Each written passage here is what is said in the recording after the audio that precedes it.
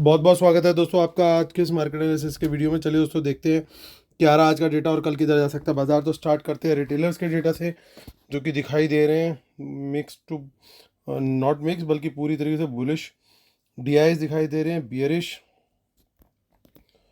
FIIs दिखाई दे रहे हैं मिक्स्ड टू स्लाइट बियरिश, और प्रोज दिख रहे हैं मोस्टली बियरिश। तो ये था आज का बाय सेल का डेटा पार्टिसिपेंट वाइज। इसमें बहुत सारी पोजीशन आज एक्सपायर भी हुई होंगी, तो नेट पोजीशन को भी चेक करेंगे, सारा कुछ चेक करेंगे, हिडन पोजीशंस को भी देखेंगे। तो अब यहाँ पे लेकिन डेटा को हम देखेंगे इंस्ट्रूमेंट वाइज, यानी index future, index call, index put, stock future and so on. आज का बाय सेल दिखेगा हमें इस कॉलम में, एक दिन पहले की जो पोजीशन थी वो दिखेगी इस कॉलम में, और उसमें आज का बाय सेल जो है वो कैरी फॉरवर्ड ऐड होकर के टोटल पोजीशन क्या कैरी फॉरवर्ड हुई है तो वो दिखेगा हमें इस कॉलम में। तो ये Nifty, bank Nifty, fin Nifty और मिड कैप निफ्टी मिक्स्ड है। नंबर ऑफ लॉट यानी नंबर ऑफ कॉन्ट्रैक्ट दिए हुए हैं। इंडेक्स फ्यूचर से स्टार्ट करेंगे, retail client, DIs, FIs and pros. तो रिटेलर्स का 30,000 लॉट का बाय आया है, उनके 1,10,000 लॉट अभी भी शॉर्ट में, 1,600 लॉट की बाइंग आई है डीआईएस की, 46,000 लॉट उनके शॉर्ट है, 19,000 लॉट का सेल है एफआईएस का, 2,20,000 लॉट ओवरऑल लॉन्ग है, 13,000 लॉट सेल किया, प्रोज ने 63,000 लॉट्स शॉर्ट है। इंडेक्स कॉल का डेटा देखें तो 56,000 लॉट का बाय है, रिटेलर्स का 5,25,000 लॉट अभी भी शॉर्ट में है, डीआईएस का कोई चेंज नहीं है, 1,76,000 लॉट की बाइंग आई है एफआईएस की, 4,82,000 लॉट वो इंडेक्स कॉल में लॉन्ग में है, 2,33,000 लॉट की सेलिंग आई है प्रोज की। अब सिर्फ 41,000 लॉट उनके इंडेक्स कॉल में लॉन्ग में है। इंडेक्स पुट का डेटा देखें तो अच्छी सेलिंग आई है रिटेलर्स की, 3,63,000 लॉट्स की, लगभग 10 lakh lots overall net cell में आ चुके हैं। डीआईएस ने बड़ी बाइंग की है, 1,32,000 लॉट्स की इंडेक्स पुट में, 5,58,000 लॉट ओवरऑल उनके लॉन्ग है। एफआईएस को देखें तो 1,50,000 लॉट के करीब वो भी बाय कर गए हैं, 5,95,000 93,000 लॉट उनके पुट लॉन्ग हो गए हैं। 82,000 लॉट पुट बाय किया प्रोज ने, उनके 1,63,000 लॉट अभी भी पुट सेल में है। स्टॉक फ्यूचर्स में भी अच्छी खबर नहीं आ रही है कोई खास, 73,000 लॉट ओवरऑल नेट सेल में है, 6,94,000 लॉट अभी भी ओवरऑल लॉन्ग है। रिटेलर्स को देखें तो चौतरफा बुलिश गए हैं स्टॉक्स में, 22,000 लॉट स्टॉक फ्यूचर में बाई किए हैं, 78,000 लॉट स्टॉक कॉल में बाई किया, और 30,000 के करीब उन्होंने बाइंग करी, सेलिंग करी है स्टॉक पुट्स में। तो बुलिश क्लियरली जाते हुए दिखाई दिए रिटेलर्स। और इंस्टीट्यूशनल इन्वेस्टर्स फिर से नेट बायर गए हैं दोनों के दोनों, और मिलाकर के देखें तो लगभग 1,100 करोड़ के आसपास का, 1,075 करोड़ के आसपास का दोनों का टोटल बाय है।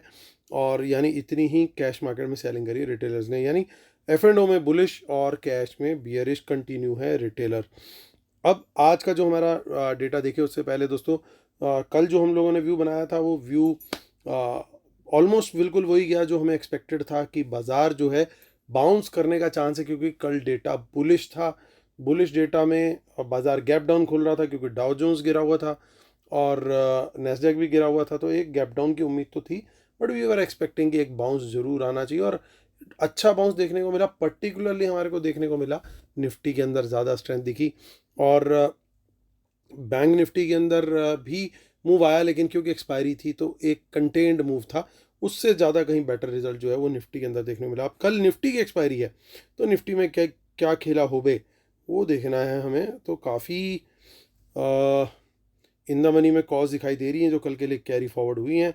बड़ी एक बात क्लियर है, 25,200 हमारा almost at the money level है, इसके ऊपर निकलेंगे तेज़ी का ट्रेड सर्टेनली बनता है, और क्वांटिटी बढ़ा के तेज़ी बनती है। 25,300 के ऊपर एक 10 मिनट की बुलिश कैंडल क्लोज हो जाए, उसके हाई ब्रेक पर सर्टेनली इस लेवल के ऊपर क्वांटिटी बढ़ा के तेज़ी बनती है। उससे पहले जो है क्वांटिटी हम जो है थोड़ी सी 1/3 या 1/4 के आसपास रखेंगे 25,200 के ऊपर।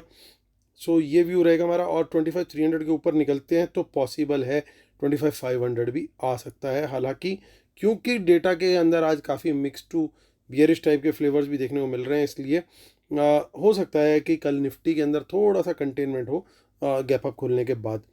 और नीचे की साइड में देखिए कहाँ पे शॉर्ट का ट्रेड लेंगे। 200 के नीचे कोई बियरिश कैंडल बने, कम से कम 10 मिनट का टाइम फ्रेम चाहिए यहाँ पे भी।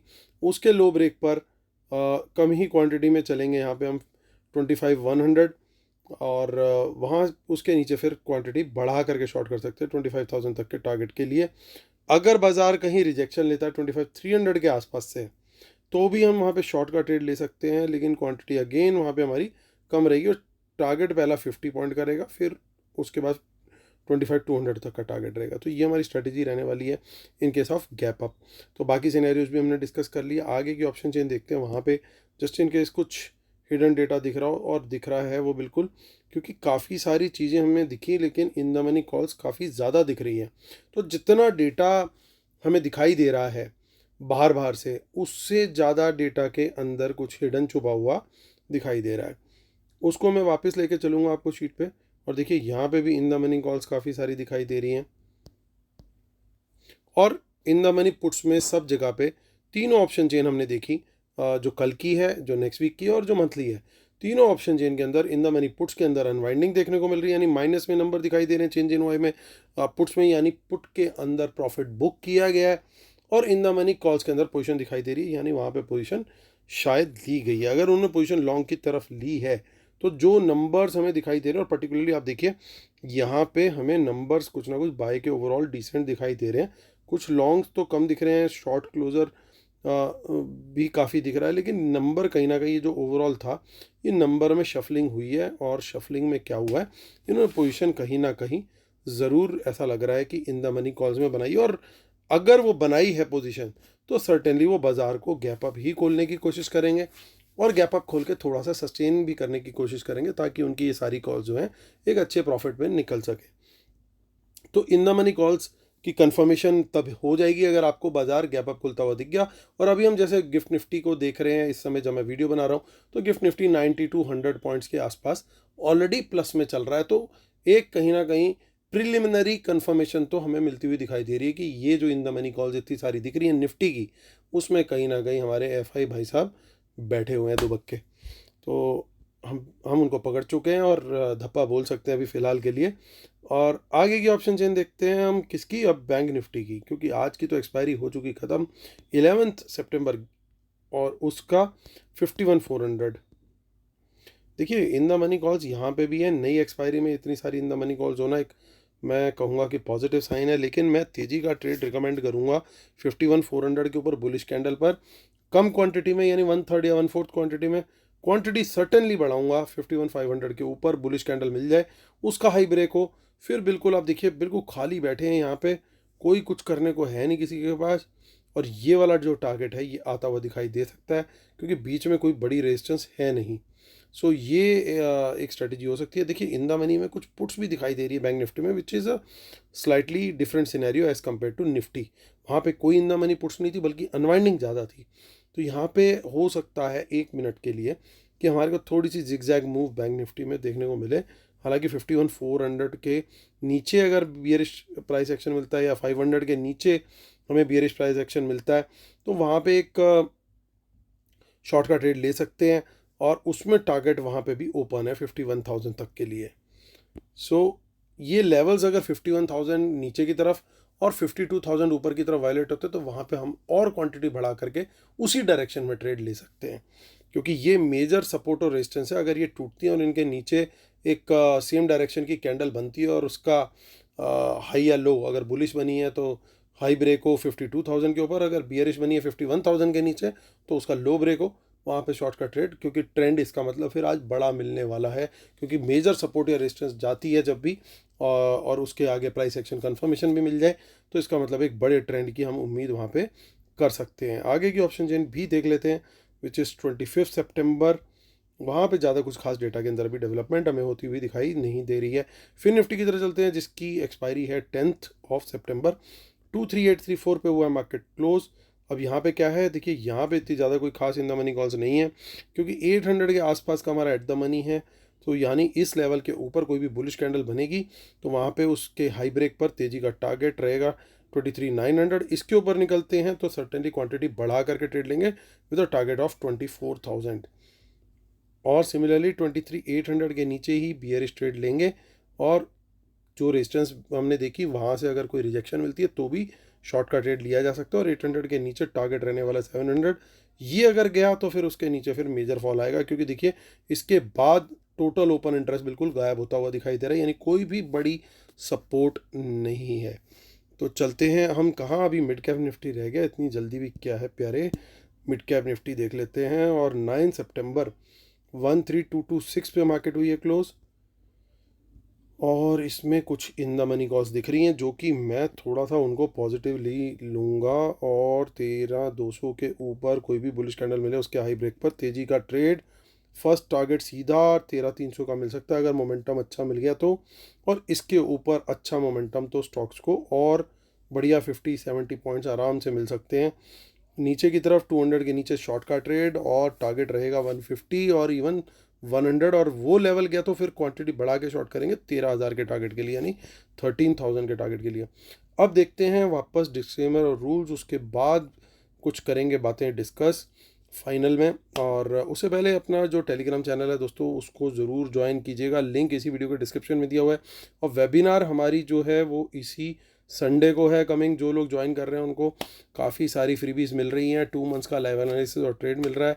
बाकी डिटेल्स इसी वीडियो के डिस्क्रिप्शन में दी हुई हैं और मेरे टीम मेंबर्स के कॉन्टैक्ट नंबर भी दिए हुए हैं, तो उनको कल आप किसी भी टाइम मार्केट आवर्स में कॉल करके वर्किंग आवर्स में बात कर सकते हैं और उनसे डिटेल ले सकते हैं। चलिए आते हैं मुद्दे की बात करते हैं। मुद्दे की बात यह है कि इंडेक्स फ्यूचर का डेटा तो नेगेटिव दिखाई दे रहा है थोड़ा सा, क्योंकि लॉन्ग भी क्लोज हुए, शॉर्ट भी फ्रेश ऐड हुए, लेकिन ओवरऑल डेटा अभी भी काफ़ी बुलिश है। तो इसको हम न्यूट्रल कैटेगरी में पार्क कर सकते हैं, neutral to very slight negative, क्योंकि फ्रेश शॉर्ट अभी ऐसा भी होता है कि ये लोग धीरे धीरे धीरे करके थोड़ा सा बिल्ड करना शुरू करते हैं, तो थोड़ा सा नेगेटिव, जैसे हम बात करते हैं ना 52% नेगेटिव 48% पॉजिटिव, उस टाइप का नेगेटिव है। कोई ज़्यादा बड़ा नेगेटिव यहाँ पे है नहीं।